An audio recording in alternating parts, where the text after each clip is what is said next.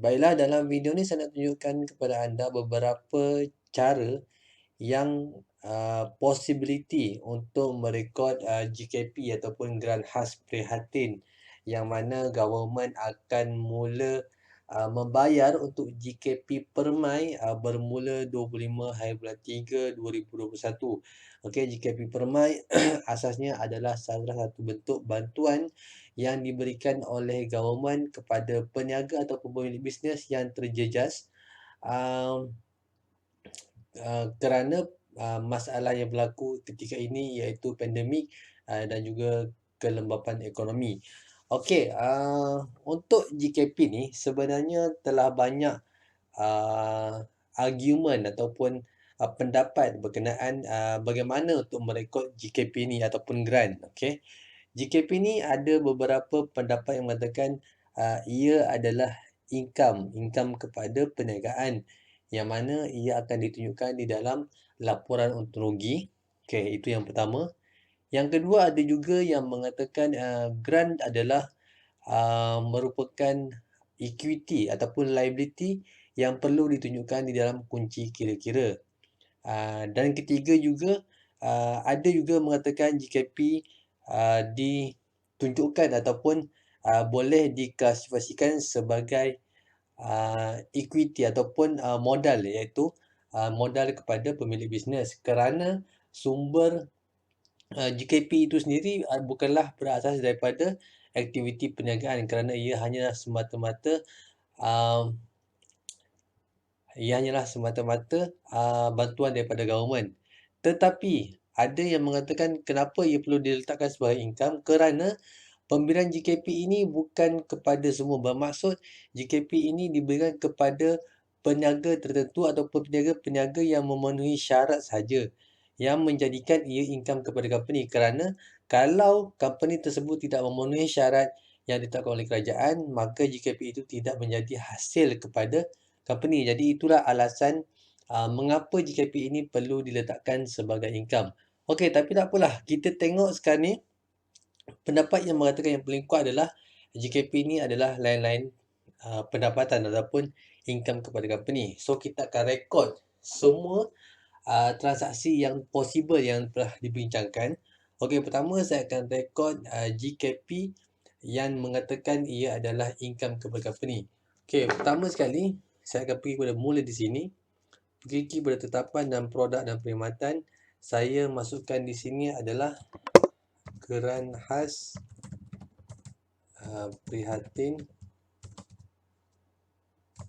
Permai ataupun Permai. Okey. Kemudian saya letakkan di sini RM1. Okey, ada sebab kenapa saya letak harga jual RM1. Okey, jika anda memiliki sistem akaun muaf version 2.7, anda tahu kenapa diletakkan RM1 di bahagian harga jual dan per unit ini. Okey, kemudian di bahagian seterusnya saya akan rekod. Okey, untuk yang mengatakan ia adalah income. Okey, pertama sekali senang saja, ada pergi kepada pendapatan. Okey, katakan hari ini 25 hari bulan 3 2021. Alright. So, OR. Okey, ini merujuk kepada nombor rujukan yang ada di dalam bank statement setelah duit dimasukkan lah. Okey, saya sebagai contoh sahaja. Okey, dan kita pergi ke bahagian lain-lain pendapatan. Okey. Dan kita pergi bahagian bank. Kita pilihlah bank mana yang kita akan terima duit GKP. Dan kita pilih Grant Khas Prihatin Permai.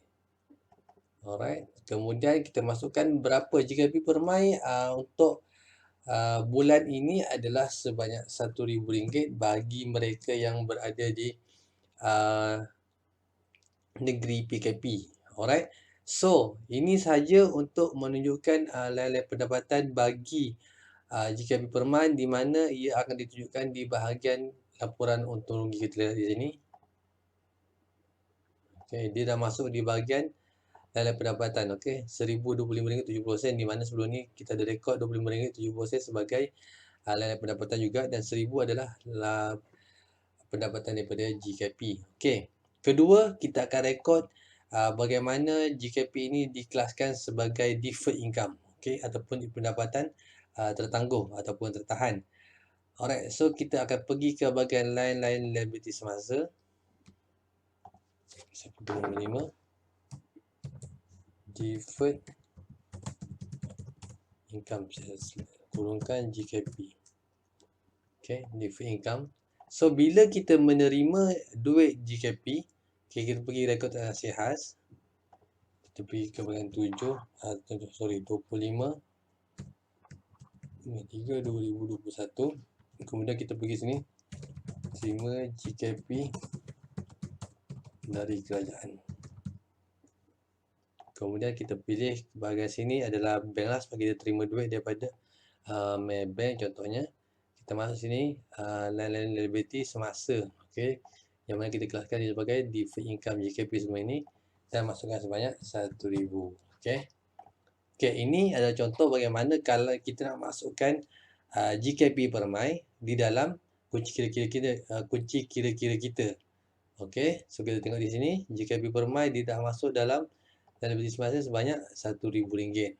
Okay, di mana yang akan ditunjukkan di dalam bahagian kunci kira-kira di sini. Dalam sebanyak di sinilah. Okay, dia punya breakdown ada dalam kita punya tetapan liability semasa ini. Okay.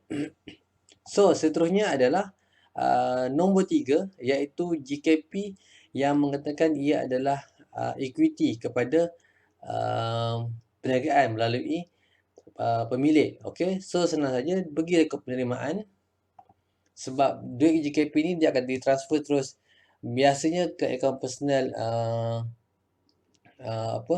akaun personal pemilik. Jadi dia akan masuk kat sini ni.